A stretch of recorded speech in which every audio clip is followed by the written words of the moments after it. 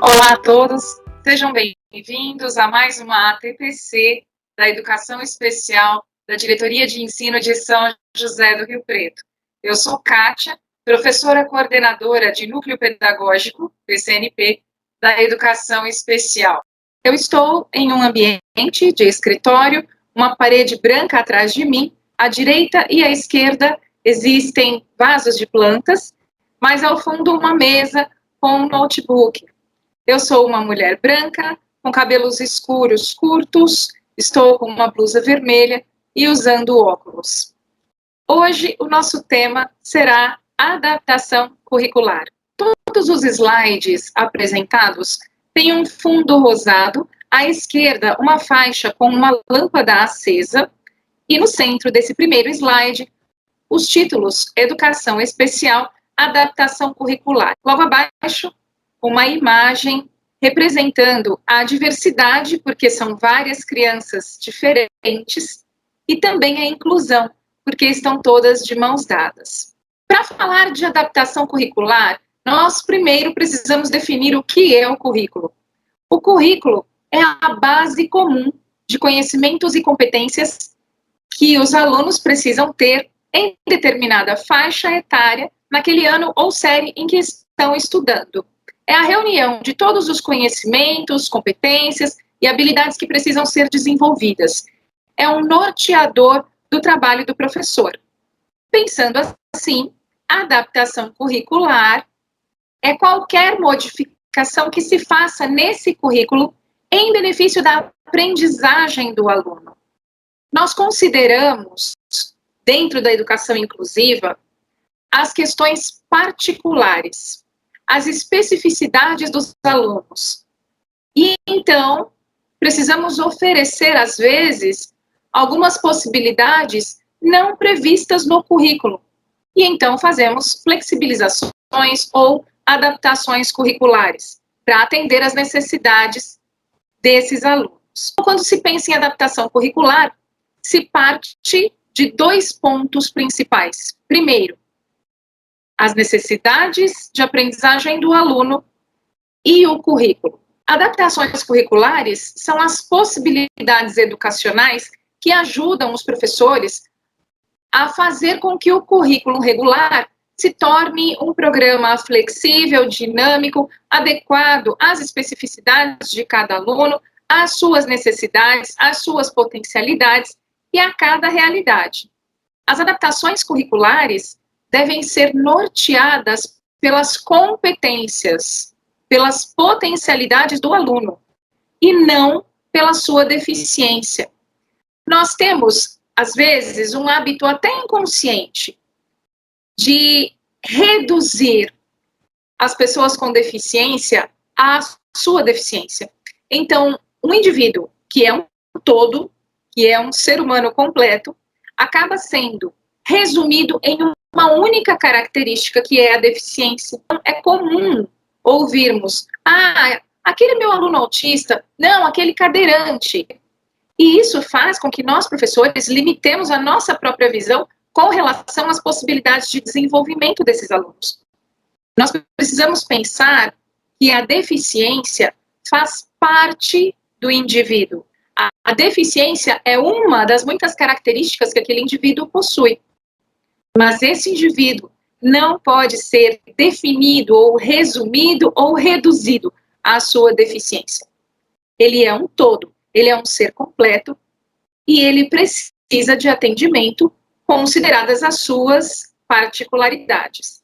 Então, quando nós pensamos em adaptações curriculares, nós nos direcionamos pelas competências do aluno, ou seja, por aquilo que ele já sabe. Eu sempre começo um trabalho a partir daquilo que meu aluno já sabe. E à medida em que ele sabe, eu vou introduzindo novidades, eu vou introduzindo desafios, eu vou introduzindo conteúdos que ele ainda não sabe. E assim eu vou degrau a degrau, subindo uma escada de desenvolvimento. Nós não podemos nos guiar pela deficiência, nós nos guiamos pelas potencialidades. As deficiências são importantes para nos alertar quanto aos recursos que nós vamos utilizar, quanto às metodologias, quanto às estratégias. É claro que para um aluno cego, por exemplo, nós vamos precisar de material tátil. Então, a informação da deficiência me faz pensar em recursos adequados à necessidade desse aluno. No entanto, eu não posso trabalhar com adaptações curriculares pensando apenas naquele indivíduo como cego. Eu preciso pensar naquele indivíduo como um aluno que tem potencialidades e que precisa ter oportunidade de desenvolvimento, assim como todos os outros. As adaptações curriculares, elas implicam em um planejamento pedagógico e as ações docentes precisam ser fundamentadas em alguns critérios. Critérios que vão definir, primeiro, as formas de organização do ensino, dando maior eficiência ao processo de aprendizagem. Eu preciso organizar o meu trabalho de forma que eu alcance o resultado, mas eu preciso pensar num processo eficiente. O resultado é o que eu espero que o aluno alcance, mas o processo precisa ser altamente considerado, porque quando esse aluno não alcança o resultado, analisando o processo, a caminhada desse aluno em direção ao resultado, eu consigo observar se houve uma evolução durante esse processo ou não. Então, mesmo que o aluno não atinja aquele resultado esperado, o processo, se for eficiente, vai apontar evoluções. Então, eu posso prever que em algum momento esse aluno vai chegar ao resultado esperado. Segundo, o que o aluno deve aprender? Isso define os objetivos. Eu preciso pensar que eu tenho um currículo que diante de mim coloca as habilidades que precisam ser desenvolvidas, mas eu tenho um aluno que também tem necessidade de aprendizado. E nem sempre a necessidade do aluno é contemplada no currículo naquele momento, naquele ano, naquela série. Muitas vezes a necessidade de aprendizado dele caberia no currículo de uma outra série em um outro momento. Mas ele está comigo agora. E se a necessidade dele não é contemplada no que o currículo trabalha nesse momento e nessa série em que nós estamos, então eu preciso fazer adaptações. O ponto principal e norteador do currículo adaptado são os objetivos. Eu preciso me perguntar, o que é que esse aluno precisa aprender? O que é que ele deve aprender? Com base naquilo que ele já sabe, qual é agora o próximo passo? E quando eu respondo essa pergunta, eu já tenho um objetivo. Às vezes os professores ficam muito preocupados com quais atividades eles trabalharão com aqueles alunos. E esse não é o primeiro ponto. O primeiro ponto é a definição de objetivo. Depois que eu tenho o objetivo definido, então eu vou procurar atividades, eu vou pensar em estratégias. E agora chega então esse momento, como e quando aprender. Eu já defini o que ele precisa aprender, eu já percebi o que ele deve aprender, eu já fixei um objetivo. Agora é como. Como é que ele vai aprender? Quando ele vai aprender? Então eu vou definir o tempo em que eu pretendo trabalhar com este objetivo e vou agora definir estratégias, metodologias, atividades e possibilidades que façam com que o meu aluno chegue ao objetivo. Depois, eu vou pensar em como e quando avaliar esse aluno. Eu tenho um objetivo fixado. Se ele alcançou ou não esse objetivo, esse é o momento da avaliação. Ele conseguiu alcançar aquilo que nós esperávamos? Conseguiu parcialmente? Não conseguiu? E tudo isso vai me fornecer informações importantes para um replanejamento. A LDB nos fala, no artigo 59, a respeito dos direitos quanto às possibilidades curriculares para os alunos público-alvo da educação especial. Diz o seguinte: os sistemas de ensino assegurarão aos educandos com deficiência, todas elas, transtornos globais do desenvolvimento, entenda aí, autismo, e altas habilidades ou superdotação, currículos, métodos, técnicas, recursos educativos e organização específicos para atender às suas necessidades.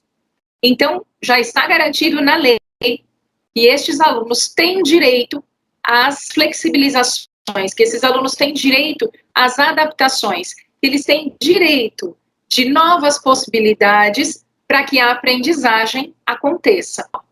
Importante salientar que não só os alunos público-alvo da educação especial têm direito a adaptações curriculares, todos têm. Na verdade, o professor já faz as adaptações curriculares desde o início da sua carreira. Isso faz parte do trabalho diário do professor e muitas vezes ele faz sem se dar conta. Cada vez que você, professor, consegue se aproximar de um aluno, perceber que ele tem determinada dificuldade e você providencia novas possibilidades, novas estratégias, novas atividades, novas abordagens, quando você faz isso, você já está fazendo uma adaptação curricular. Talvez você ainda não tenha se dado conta, mas você faz adaptações curriculares o tempo todo dentro da sua sala de aula. O que nós precisamos fazer é registrar, e nós vamos falar mais para frente disso. Todos os alunos, com diagnóstico fechado ou não, sendo público-alvo da educação especial ou não, têm direito à aprendizagem. E se for necessária a adaptação curricular para que este aluno alcance a aprendizagem que ele necessita e o desenvolvimento, então assim nós vamos fazer. E agora nesse slide nós temos a imagem do professor Girafales, com uma expressão bastante assustada, se perguntando, mas como eu faço isso? E talvez seja essa mesma pergunta que você está se fazendo agora. Primeiro, vamos fazer a organização do nosso trabalho, a organização da prática. São passos muito simples, num roteiro, que vai te ajudar bastante a construir o seu currículo adaptado. Primeira coisa, quando chega um aluno na sala de aula e eu não o conheço, eu preciso conhecê-lo. Eu não posso pensar em atividades, estratégias, possibilidades para esse aluno sem saber aquilo que ele sabe e aquilo que ele não sabe. Então, eu preciso conhecê-lo. O primeiro momento, então, o primeiro passo é a observação e os registros a respeito daquilo que você, professor, observa. Como ele reage diante das situações às quais ele é exposto, como ele se comunica, ele compreende aquilo que você diz, ele atende às comandas, como é o comportamento, como é a socialização, quais são as dificuldades de aprendizagem ele apresenta, quais são as potencialidades, o que ele já sabe, o que ele faz e que ele se sai muito bem. Essa observação é fundamental, é o primeiro passo. Faça suas anotações, são anotações simples para você mesmo se organizar. Em segundo lugar, você vai coletar novas informações. Então, veja, você já tem as suas observações, você já anotou aquilo que você acha importante, aquilo que te chamou a atenção, agora você vai coletar novas informações a partir da família, a partir da história dele em outras escolas, a partir da história de atendimentos clínicos, a partir da avaliação feita lá na sala de recursos pela professora especializada, junto com as informações que você obteve com a sua observação. Eu vou dar um exemplo. Eu percebi que esse aluno se coloca oralmente muito bem, ele se expressa muito bem, ele compreende as ordens que eu dei a ele compreende as comandas, ele compreende as comandas mais simples, desde que eu as faça uma de cada vez. Eu já percebi que ele ainda não está alfabetizado, mas que ele gostaria muito de aprender a ler. Eu já percebi que ele gosta muito de folhear os livros, e ao folhear um livro, observar uma imagem, ele cria histórias orais, como se ele estivesse lendo. Ok, eu já separei aquilo que ele não consegue fazer daquilo que ele consegue fazer. E agora, se ele não é alfabetizado, eu entendo que o meu objetivo será começar a partir daí. Mas quando eu falo de alfabetização, a alfabetização é um universo muito grande. Qual é o início da alfabetização? sensação, então? Eu percebi que ele conhece as letras do nome dele. Então, eu vou partir do que ele conhece e colocar um novo objetivo. Se ele conhece as letras do nome dele, qual é o meu objetivo agora? Qual é a sequência? Que ele aprenda a ler e a escrever o próprio nome. Que ele associe as letras aos sons e consiga não só escrever mecanicamente, mas também ler o próprio nome. Eu tenho esse objetivo. E agora, então, eu vou para a quarta etapa, que é o planejamento. O objetivo que eu tenho é que ele aprenda a ler e escrever o próprio nome. Só esse objetivo. É muito curto, é muito simples, e é assim que tem que ser, uma etapa de cada vez. Eu agora vou planejar o meu trabalho. Agora é hora de pensar em atividades, agora é hora de pensar em estratégias. Agora eu vou procurar atividades, estratégias, possibilidades que permitam com que este aluno chegue ao resultado esperado. Eu vou colocar também objetivos a curto, médio e longo prazo. E vou definir, então, um trabalho a ser realizado com o meu aluno. Um trabalho que não tem que ser engessado. Um trabalho que permita modificações na medida em que este aluno caminha. E para cada adaptação curricular que eu fizer, para cada adaptação curricular necessária, eu vou fazer um registro, que nós chamamos de anexo 3. E mais para frente nós vamos ver como é que se faz esse documento. Uma coisa muito importante, quando nós pensamos em objetivos de aprendizagem para os nossos alunos. O currículo funcional precede o currículo acadêmico. O currículo acadêmico é aquele que vocês conhecem, que tem as habilidades e os conteúdos relacionados às disciplinas que nós trabalhamos. Então, língua portuguesa, matemática, história, geografia, currículo acadêmico. E o currículo funcional é a base dos conhecimentos, das competências que permitirão com que este indivíduo alcance autonomia, alcance possibilidades de desenvolvimento, alcance condições de ter as suas necessidades da vida diária atendidas e executadas. Então, por que é que eu digo que o currículo funcional precede o currículo acadêmico? Por exemplo, o desenvolvimento autônomo que permite com que a criança se alimente sozinha é uma habilidade funcional. O desenvolvimento da habilidade de pedir para ir ao banheiro, por exemplo, quando a criança ainda é muito novinha e não sabe ir sozinha, mas ela já sabe pedir, é uma habilidade funcional. Em seguida, ela vai evoluir e ela vai passar a ir ao banheiro sozinha. E isso é uma habilidade funcional. Então, as habilidades, o currículo funcional, ele é necessário para o atendimento das necessidades da vida diária, de autocuidado e para a própria sobrevivência. É possível viver sem ter o conhecimento acadêmico, mas fica muito difícil viver sem ter autonomia para comer, para ir ao banheiro. Nem sempre os nossos alunos chegam às nossas salas de aula com suas necessidades contempladas pelo currículo acadêmico. Muitas vezes, eles precisam ainda do desenvolvimento de algumas habilidades funcionais. As habilidades funcionais são a base, são o alicerce, é o rudimento. Sobre essas habilidades funcionais ou adaptativas, é que se constrói todo o restante do conhecimento cultural que nós entendemos que é importante. Então, recapitulando, eu já conheci o aluno, já me informei a respeito dele, já percebi o que ele já sabe, o que ele não sabe, já fixei um objetivo de aprendizagem para ele, planejei atividades, estratégias, metodologias sobre como trabalhar com conteúdos que proporcionarão o alcance desse objetivo, e agora eu vou executar aquilo que eu planejei.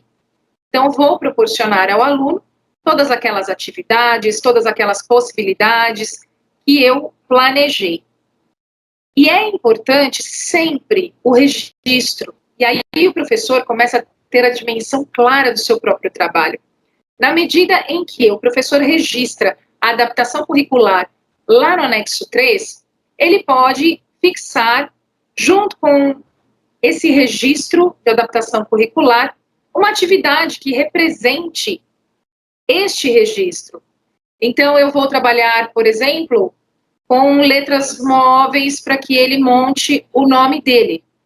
E a partir da escrita do nome dele com letras móveis, eu peço para que ele registre o nome numa folha de papel e vou colocar junto, vou anexar ao registro dessa proposta de adaptação curricular. Por que ela é uma adaptação? Porque ela está acontecendo fora do currículo daquele momento, daquela série, daquela faixa etária. Talvez eu esteja trabalhando com as letras do nome do aluno num 6º ou 7º ano, quando ele, teoricamente, já deveria saber fazer isso. Como o currículo daquele momento não contempla, então eu estou retrocedendo para embasar o conhecimento dele a partir disso e então subir degrau a degrau. O aluno, eu sugiro que seja feito um portfólio dessa forma, numa pasta, colocar o registro da adaptação curricular e uma atividade referente. Nem sempre as atividades precisam ser escritas. Podem ser atividades orais, pode ser um seminário, pode ser um debate, pode ser qualquer outro tipo de atividade. E os registros podem ser feitos das mais variadas formas também. Uma foto, um vídeo, a própria escrita, ou o registro escrito feito por um colega ou pelo próprio professor, quando o aluno não consegue fazê-lo. E aí você vai pensar assim, poxa, mas vai ser uma pasta bem grande, porque nós vamos colocar ali tudo que nós estamos fazendo, o volume vai ficar bem grande. E aí eu dou outra sugestão. A ideia é que realmente esse volume não cresça tanto. Então, ao longo do ano, o aluno vai fazendo todo esse trabalho. Vocês perceberão que ao final do ano ele terá um currículo adaptado, totalmente construído para ele, para as necessidades dele. E à medida em que esse portfólio numa pasta física é feito, isso também pode ser digitalizado e passado para uma pasta digital. Então, num computador, por exemplo, da sala dos professores, cada aluno público-alvo da educação especial pode ter a sua pasta. Então, tem lá a pasta do João.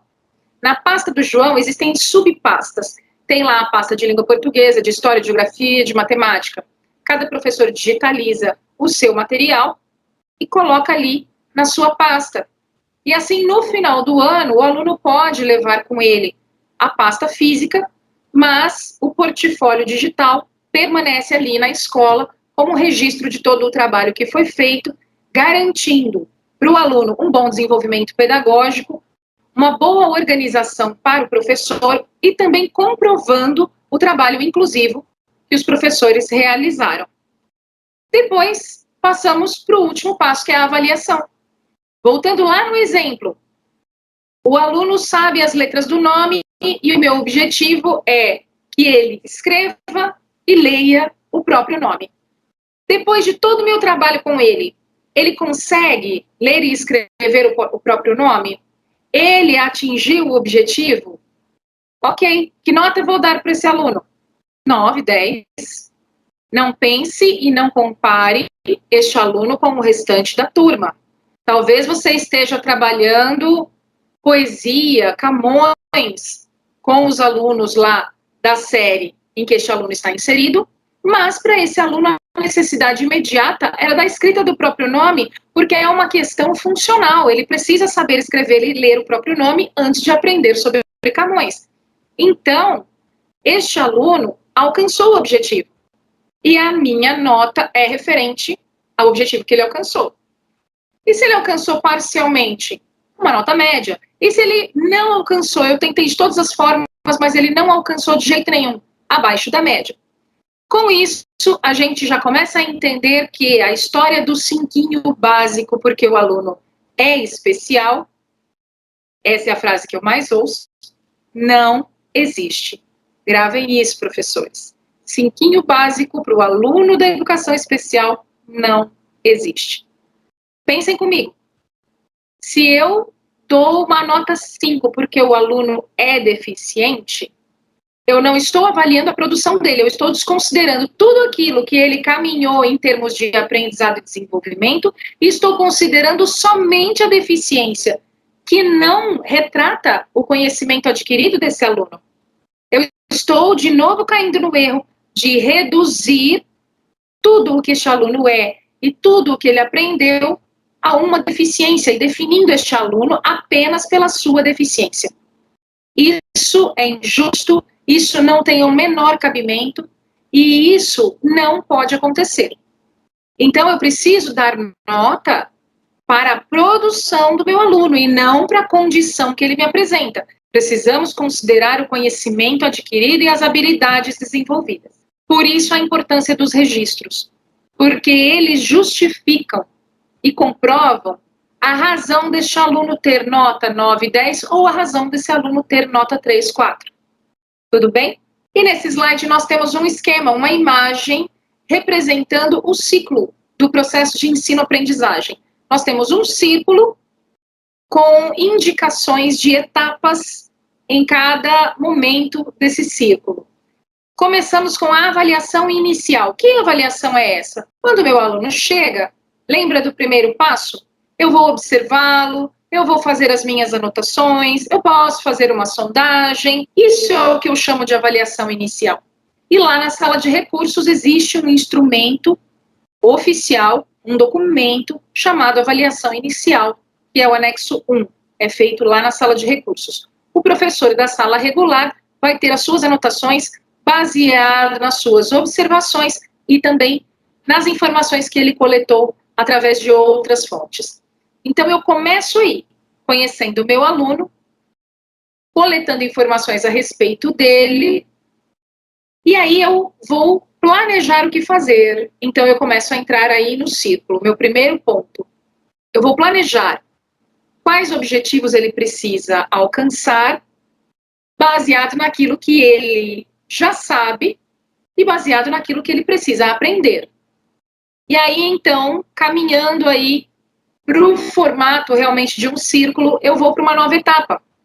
Na medida em que eu planejei e o aluno começa a executar, eu vou implementando novos recursos se houver necessidade. Continuo lá a minha caminhada no círculo, vou monitorando os progressos, vou avaliando os resultados. A partir disso, eu vou rever as estratégias. Eu vou pensar se eu estou no caminho ideal, se eu preciso rever alguma coisa para desenvolver com esse aluno. E aí eu caminho para o replanejamento e fecho o meu círculo. E, novamente, eu inicio o ciclo, replanejando, implementando novos recursos, monitorando progressos, avaliando resultados, revendo estratégias e replanejando. Nesse slide, nós temos uma frase do Boaventura Souza Santos, que é muito interessante e vale a pena a reflexão. Temos o direito de ser iguais quando a nossa diferença nos inferioriza. E temos o direito de ser diferentes quando a nossa igualdade nos descaracteriza.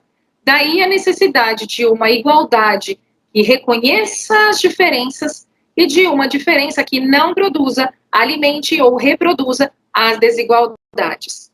E abaixo dessa frase, a mesma imagem do primeiro slide, crianças com diferentes características, de mãos dadas, representando a diversidade e a inclusão. Essa foi a parte mais teórica, mas necessária para que os professores entendam qual é a sequência, como nós começamos e como nós prosseguimos no desenvolvimento de um currículo adaptado. Agora nós vamos para uma segunda parte. Eu trouxe um anexo 1, uma avaliação inicial, a avaliação que é feita lá na sala de recursos pela professora especializada, de uma aluna fictícia. Lembram-se que eu falei que nós precisamos conhecer o aluno, que a observação e o registro das nossas observações é o primeiro passo, é o mais importante, porque nos fornece informações a respeito do aluno. No caso de uma aluna fictícia, a única fonte de informação que nós temos será o anexo 1 que eu trouxe para vocês. Claro que se fosse numa situação real, vocês, professores regulares, teriam também informações coletadas a partir das suas observações. Mas eu trouxe esse instrumento só para exemplificar, e eu acho que ele ajuda bastante, porque eu quero que vocês observem na prática como é que se faz, desde o início. Nós vamos conhecer agora a aluna Isabela, do primeiro ano do ensino médio. Eu vou precisar ler esses slides com vocês. E mesmo sendo alguma coisa um pouco monótona, ela é necessária para que vocês entendam todo o processo. Então, tentem manter o foco, tentem manter a atenção, acompanhar essa leitura, e à medida em que eu leio, vocês podem imaginar e prestar atenção em cada informação, porque cada informação é importante para a elaboração de um currículo adaptado. É importante para a elaboração de adaptações curriculares quando elas forem necessárias. Então, imaginem que a Isabela está chegando na escola e você está começando a conhecê-la e criando vínculo com ela. Agora os nossos slides têm um fundo azulado e todos estão escritos. Tudo que está escrito eu vou ler. Nosso primeiro slide diz: avaliação inicial, anexo 1, DI, exemplo, caso fictício. Então aqui são os dados gerais dessa aluna, o timbre da escola onde a avaliação foi feita e os dados gerais. Essa avaliação foi feita em fevereiro de 2022. Essa avaliação foi feita em fevereiro de 2022. O nome Isabela Vieira Machado, nascida em 5/3/2007, o endereço, o telefone, o nome da escola, diretoria de ensino, e ela está no primeiro ano do ensino médio. O motivo do encaminhamento para avaliação na sala de recursos, nessa parte nós temos o histórico da Isabela. Geralmente, a avaliação inicial é feita em duas partes. Uma entrevista com a família, com o responsável, e a avaliação propriamente dita do aluno, em que a professora propõe algumas atividades e vai fazendo os registros. Tudo isso junto forma o documento que nós chamamos de anexo 1, que é a primeira avaliação do aluno. Esse documento é importante para o trabalho na sala de recursos, porque ele embasa o plano de atendimento individualizado lá na sala de recursos, mas ele também pode embasar e pode auxiliar muito no trabalho executado dentro da sala de aula regular. Esse documento fica no prontuário do aluno.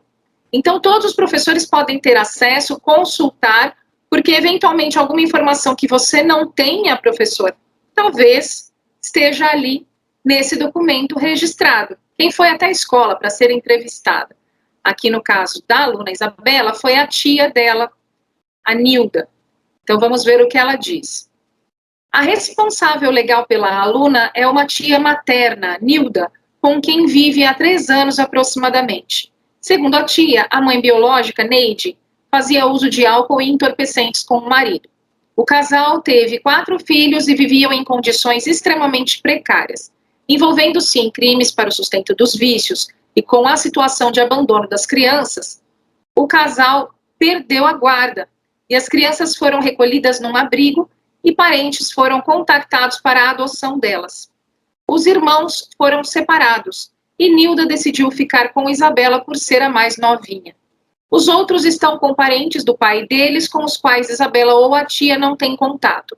Nilda também não soube informar sobre a gestação e o parto da irmã, porque esta afastou-se da família de origem assim que passou a viver com o marido. Nilda é casada e tem 2 filhas mais velhas que Isabela. É vendedora numa loja de roupas. O marido é eletricista e ambos completaram o ensino médio. Quando Isabela veio morar com a família, Nilda notou que a criança tinha tremores, era nervosa, agitada, parecia desatenta e apresentava anatomia atípica na cabeça e faces. Na escola, sempre apresentou atrasos e dificuldades de aprendizagem e de socialização. Isabela passou por vários especialistas e apresenta diagnósticos de síndrome alcoólico-fetal, SAF, CID-10, Q86.0, sendo decorrente o diagnóstico de retardo mental moderado, CID-10, F71.0. Quanto ao relacionamento da aluna na escola onde ela é matriculada, o relacionamento com os professores e os colegas. Em alguns momentos, ela gosta de estar em grupo, participa de brincadeiras na quadra de esportes, mas em outros momentos ela permanece isolada, alheia ao que acontece ao seu redor. Apresenta instabilidade de humor e as mudanças são repentinas. Vamos prestando atenção em cada informação, porque tudo isso nos ajuda depois com as adaptações curriculares. O relacionamento com o grupo social. Ela não tem amigos na vizinhança, convive com o casal de tios e as primas. Apresenta em casa a mesma instabilidade de humor relatada pelos professores. As primas, por serem mais velhas, com 16 e 17 anos, não lhe dão muita atenção. Segundo Nilda, elas dizem que Isabela é esquisita, do contra, birrenta e chorona. Palavras das primas. Interação da aluna com o professor especializado em situação de avaliação. Então, durante o momento em que a professora propôs algumas atividades para avaliar a Isabela, como ela se comportou? A aluna foi responsiva, executando todas as atividades solicitadas, mas sem fazer contato visual. Não apresentou iniciativa de conversa, se limitando a responder em poucas palavras ou sinais de cabeça as perguntas a ela dirigidas. Tentava realizar as tarefas, mas quando não conseguia prosseguir, não pedia ajuda. Ficava parada, olhando para o material, até que a ajuda fosse oferecida, ao que aceitava prontamente. Quando terminou tudo, pela primeira vez sorriu e fez contato visual. Tomou a iniciativa de despedir-se acenando. Então, até aqui, essa aluna tende ao isolamento, tem uma instabilidade de humor.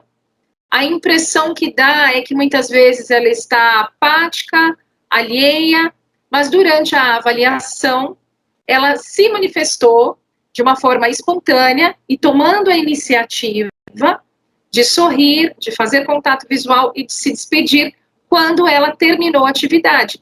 Então, eu posso concluir que a sensação de ter terminado trouxe a ela satisfação. Após o professor ter feito a avaliação com a aluna, ele tem informações que ele vai registrar agora, daqui para frente, em 10 habilidades. São essas 10 habilidades que nós analisamos para levantar suspeita se um aluno pode ter ou não alguma deficiência intelectual. Então, a primeira habilidade é a comunicação. Essas habilidades estão descritas e fazem parte do protocolo da Associação Americana de Deficiência Intelectual. E nós começamos com a comunicação.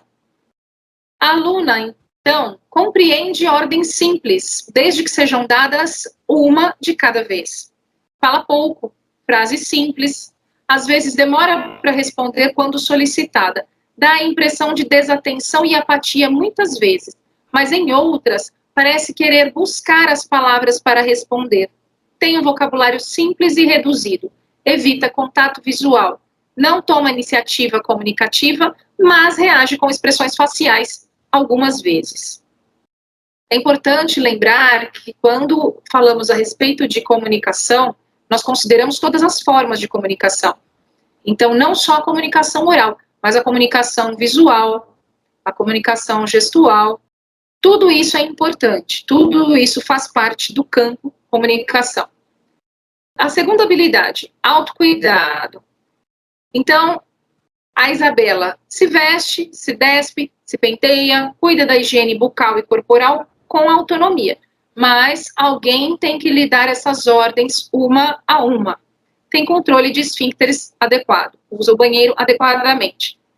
Terceira habilidade, vida no lar. Ela se alimenta com autonomia, se serve escolhendo o que quer comer e a quantidade, mas assim como nos cuidados de higiene, alguém precisa lhe dar ordem para servir-se e comer. Não gosta de variar a alimentação, não executa tarefas domésticas. A família acha que ela não é organizada e, como o seu humor é instável, prefere evitar confrontos. Quarto, são habilidades sociais. Há momentos em que ela gosta de estar com os outros, especialmente em atividades físicas. Parece alegre, mas mesmo estando com outras pessoas, nem sempre interage com elas. Gosta de estar por perto, mas não gosta muito de se envolver.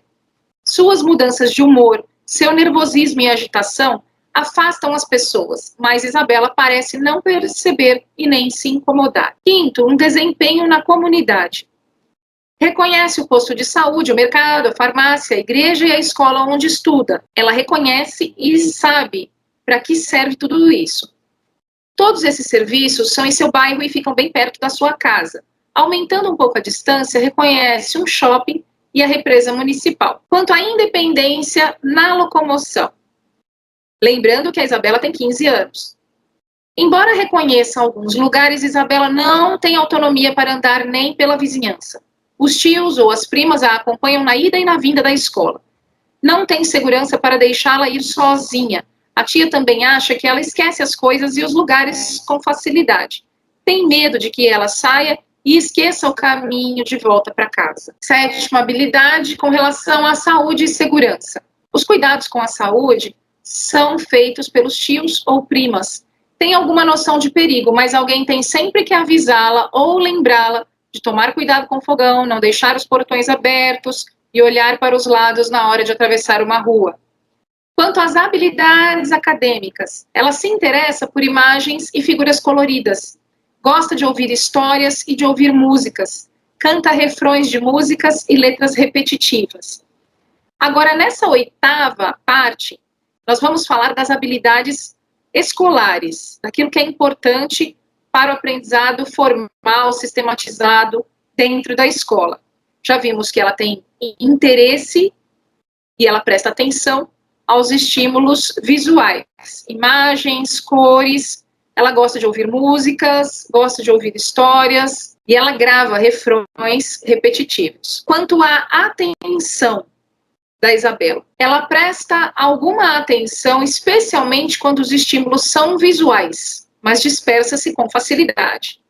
Quanto à concentração, com estímulos visuais e material concreto, mantém o foco por algum tempo na realização da atividade, mas diante de alguma dificuldade, não apresenta autonomia ou iniciativa para tentar resolver utilizando-se de recursos próprios. Dispersa-se e desiste com facilidade. No entanto, quando um colega ou professor oferece ajuda, a aluna aceita e procura concluir a atividade. Então, aqui nós já percebemos que um recurso importante é o recurso visual. Nas atividades que eu vou elaborar para ela, precisa haver um recurso visual, precisa haver um material, algo mais concreto. Ela precisa da experiência sensorial para manter a atenção, para manter a concentração. Mantendo a atenção e a concentração, o aprendizado fica muito mais simples. Quanto à compreensão e o atendimento de ordens simples e complexas.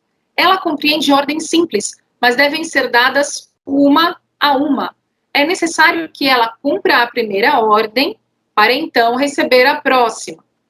Com a instabilidade de humor, apesar de compreender, nem sempre executa. Quanto à qualidade da atividade desempenhada, ela é dependente de colegas e professores para executar a maior parte das atividades propostas em sala de aula.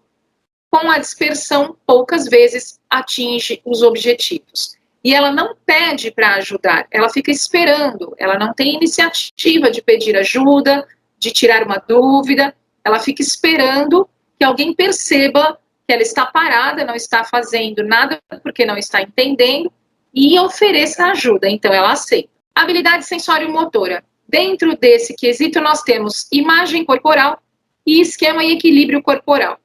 Ela consegue desenhar uma figura humana, definindo cabeça, tronco e membros, e acrescenta detalhes como o rosto e cabelos. Quanto ao equilíbrio e coordenação, consegue andar numa linha, consegue pular num pé só, consegue dançar, mas tem dificuldades com a coordenação motora fina, quando precisa escrever ou trabalhar com tintas, recorte e colagem. A percepção e a memória visual. O estímulo visual lhe desperta interesse, especialmente pelas formas e cores. Guarda melhor as informações quando recursos visuais são utilizados. Percepção e memória auditiva. Informações dadas oralmente, sem nenhum apoio concreto ou visual, são facilmente esquecidas. Então, veja a importância do recurso visual mais uma vez e da experiência de tato a experiência com o material concreto, porque só falando, só explicando, ela acaba esquecendo a informação, até porque ela dispersa com facilidade. Percepção gustativa, tátil e olfativa. Ela sabe identificar e distinguir sabores e cheiros, manifesta repulsa em relação a cheiros de produtos de limpeza e gosta muito dos sabores doces. Orientação temporal. Tem dificuldades com a sequência de meses do ano, mas sabe dizer em que ano estamos e os dias da semana em ordem. Às vezes, ela tem dificuldade de localizar uma informação relacionada ao passado, por exemplo. Orientação espacial. Entende o significado de em cima, embaixo, dentro, fora, mas não consegue definir direita e esquerda. Tem as dificuldades com a lateralidade. A habilidade motora. Nas atividades individuais, como dança ou exercícios físicos leves, porque ela tem cardiopatia.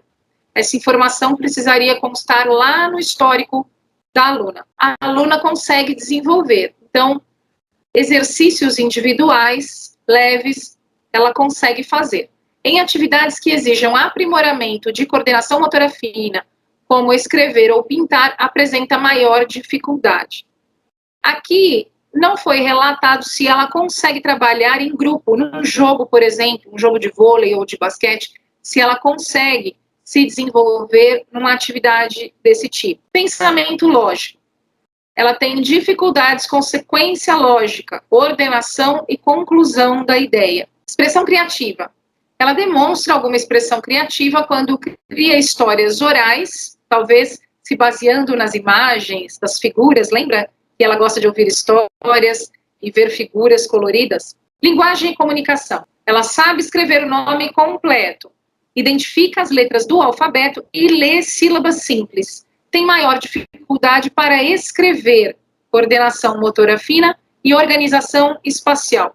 Ela gosta de ler ou folhear e conhece alguns portadores, livros, jornais, gibis e os cadernos de receitas da tia. Gosta de criar histórias orais, mas nem sempre há sequência lógica e coerência nos acontecimentos. Raciocínio lógico matemático. Não compreende o sistema numérico decimal. Conta e reconhece alguns números até 50, mas tem dificuldades em relacionar algarismo e quantidade. Conta mecanicamente e tem dificuldades em ordená-los numa reta numérica. Ela compreende conceitos de classificação dos conjuntos. Ela faz operações simples de adição com apoio de material concreto e orientação do professor. Lazer, a nona habilidade. Ela gosta de ouvir histórias, gosta de folhear livros, gosta de ler livros. Na verdade, ela está folheando e olhando as imagens. Ela gosta de ouvir música e gosta de atividades físicas em espaços amplos e assistir desenhos animados. Quanto ao trabalho, é a última habilidade. Isabela não desenvolve nenhuma atividade remunerada, mas compreende que os tios trabalham e, por causa disso, conseguem sustentar a família e pagar as contas da casa. Ela consegue entender que trabalho é uma atividade que gera dinheiro e que com esse dinheiro é possível se manter. Mas ela não tem planos sobre o que ela mesma gostaria de fazer. Aqui caminhamos para o fim dessa avaliação. Segundo a Associação Americana sobre Deficiência Intelectual e do Desenvolvimento, na última definição do 11º Manual de Deficiência Intelectual, definição, classificação e níveis de suporte, deficiência intelectual é uma incapacidade caracterizada por limitações significativas, tanto no funcionamento intelectual, o raciocínio, aprendizado, resolução de problemas, quanto no comportamento adaptativo, que cobre uma gama de habilidades sociais e práticas do dia a dia. Essa deficiência se origina antes da idade de 18 anos. Então, aqui é a definição do que é deficiência intelectual, e pensando nessa definição, analisando essas 10 habilidades do comportamento adaptativo, em quais dessas 10 habilidades essa aluna apresenta prejuízos? Nós pensamos que, se ela apresenta prejuízos em pelo menos 3 habilidades, prejuízos reais, prejuízos importantes em pelo menos 3 habilidades, nós podemos suspeitar de uma deficiência intelectual. Nós, professores e professores de sala de recurso, não fazemos diagnóstico. Nós podemos suspeitar e, então, fazer os encaminhamentos. Então, com base nessa definição, observando as 10 habilidades do comportamento adaptativo, a professora escreveu aqui quais habilidades ela tem em desenvolvimento e quais habilidades ela ainda precisa desenvolver. Então, a aluna tem algum nível de comprometimento em comunicação, habilidades sociais, desempenho na comunidade, independência na locomoção, saúde e segurança, habilidades acadêmicas, funcionais, trabalho e lazer. Nas habilidades relacionadas ao autocuidado e à vida no lar, considera-se que a aluna tem um grau de desenvolvimento razoável, porque executa os processos, apesar de precisar ser lembrada por outros da sequência destes. E é aí a conduta sugerida pelo professor especializado para o atendimento em sala de recurso. Sugerimos atendimento em sala de recursos para deficiência intelectual, 2 aulas, 3 vezes por semana, em pequenos grupos, para melhor desenvolvimento de suas potencialidades adaptativas, acadêmicas e sociais. Então, em seguida, a professora especializada assina, diretor, coordenador, PCNP e supervisor da educação especial. Nós aqui temos o documento chamado Anexo 1, e ele nos informa a respeito da aluna Isabela. Agora, pensando na aluna Isabela, como é que nós faremos adaptações curriculares para ela? Então, eu trouxe aqui para vocês alguns exemplos de anexos 3 preenchidos. Foram preenchidos por professores em oficinas que nós já fizemos a respeito desse tema na diretoria de ensino há alguns anos. Aqui nós temos o registro da adaptação curricular feito pelo professor de sala de aula regular. Agora os slides têm um fundo esverdeado e nós começamos por um registro feito pelo professor de matemática. Vamos ver o que é que ele coloca como adaptação curricular para a Isabela a partir de uma necessidade de aprendizado que ela tem e também norteado pelo currículo. Aqui nesse slide, em cima, é o timbre da escola, está escrito anexo 3, registro de adaptação curricular. E já começa com a duração prevista para o desenvolvimento dessa atividade. Aqui nós vamos entender o que é que o professor de matemática está propondo. Geralmente se faz primeiro a proposta, o registro da proposta, e depois se pensa no tempo necessário para isso. O tempo necessário para isso é o tempo do aluno.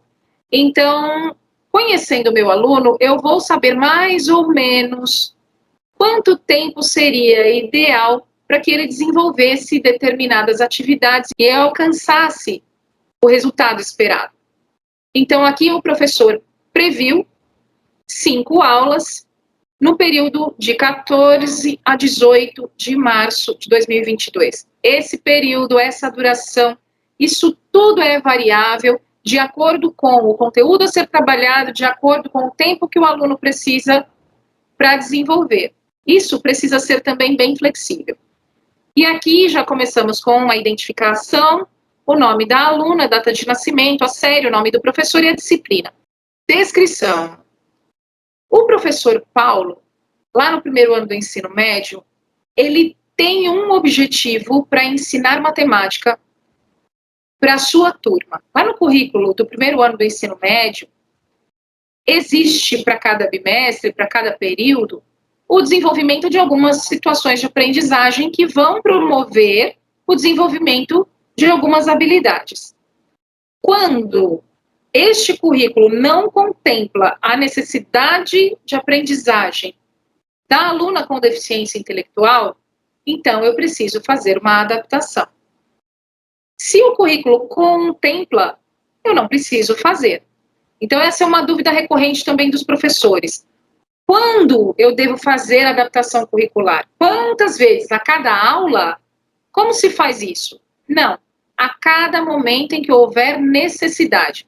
Se ali, naquela proposta de trabalho do currículo, a ser trabalhada com a turma toda, houver também o atendimento à necessidade do aluno com deficiência, eu não preciso fazer adaptação curricular, ele pode fazer exatamente a mesma coisa.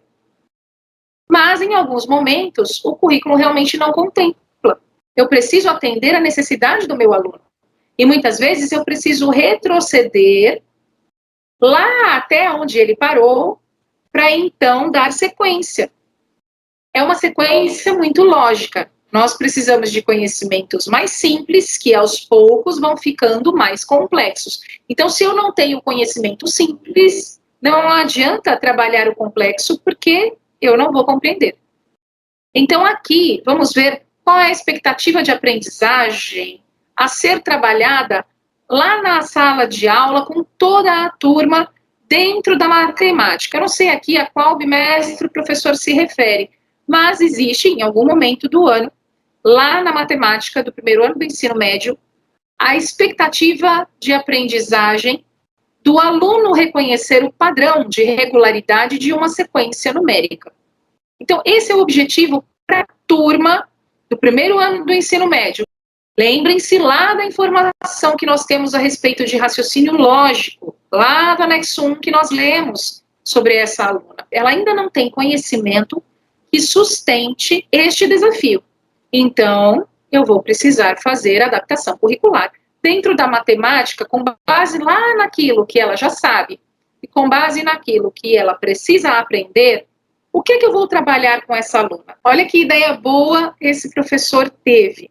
Ela também precisa reconhecer padrão de regularidade, mas com números ainda é uma expectativa muito alta para ela. Então, o que eu vou utilizar? Eu vou utilizar uma sequência de figuras de formas geométricas coloridas. Eu vou estabelecer atividades com sequências e vou aumentando o grau de complexidade dessas sequências feitas com figuras. Enquanto os alunos da sala vão fazer isso com números, a minha aluna Isabela vai fazer isso com figuras. Esse será o objetivo para a Isabela, que ela reconheça o padrão de regularidade de uma sequência utilizando figuras. Então, os alunos farão isso com números e a Isabela ela fará isso com figuras, com formas geométricas, porque também o estímulo visual para ela é importante. Definidos os objetivos, as expectativas de aprendizagem, qual é a estratégia que eu vou utilizar, ou quais são as atividades que eu vou utilizar para trabalhar o reconhecimento de padrão de regularidade com os meus alunos do primeiro ano do ensino médio? Eu vou utilizar as atividades propostas na situação de aprendizagem 2 do caderno do aluno. Mas essa não será a proposta para a Isabela. Serão atividades com blocos lógicos a princípio, para que a aluna reconheça a regularidade das sequências. Lembram-se que ela precisa do contato sensorial, que ela precisa do material concreto? Então, eu pego aqueles blocos lógicos, organizo num padrão de sequência, ela precisa perceber aquele padrão, reconhecer aquele padrão, e na medida em que ela faz isso, eu vou aumentando o grau de complexidade dessas sequências. Então, o professor registrou assim: propor atividades com blocos lógicos, a princípio, para que a aluna reconheça a regularidade das sequências em que os blocos estão dispostos e perceba que em todas há um padrão. Variar a atividade utilizando outras figuras e aumentando o grau de complexidade das sequências à medida em que a aluna progride. Por último, fazer atividades semelhantes em folhas de papel ou no caderno. Ali a data, o professor assina, o coordenador assina. O professor estabeleceu 5 aulas para trabalhar com esse conteúdo. Isso significa que essa adaptação curricular que ele registrou será desenvolvida ao longo de 5 aulas.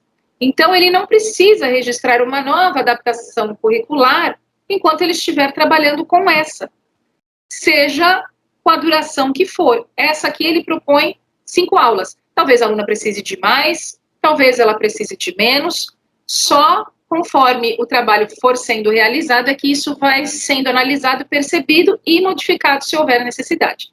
Então, observem que houve diferença com relação aos objetivos a serem alcançados. Os alunos da turma tinham um objetivo e a Isabela tinha um objetivo semelhante, mas com recursos diferentes.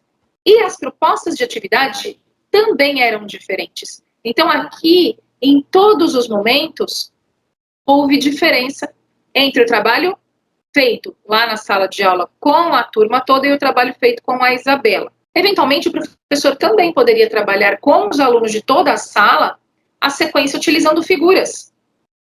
Assim, todos fariam a mesma atividade. Em seguida, ele poderia aprofundar com os outros alunos, entrando com a sequência numérica. E isso, conforme nós vamos desenvolvendo as atividades e vamos percebendo como é que as adaptações curriculares são planejadas, então a nossa capacidade criativa começa a trabalhar a todo vapor e nós vamos pensando em mais possibilidades. Observem a curricular. Não existe certo e errado. Ali, no replanejamento, eu posso aumentar o grau de complexidade. Quem vai sinalizar o que precisa e como precisa é o aluno. E o professor precisa manter os olhos nisso, o próprio aluno. Aponta para o professor qual é a direção. Eu espero ter esclarecido algumas dúvidas. O tempo é curto para um assunto tão profundo e tão extenso, mas eu estou à disposição de vocês. Podem me procurar e eu terei prazer em atendê-los. Muito obrigada pela atenção de vocês. Um beijo, fiquem com Deus. Tchau, tchau.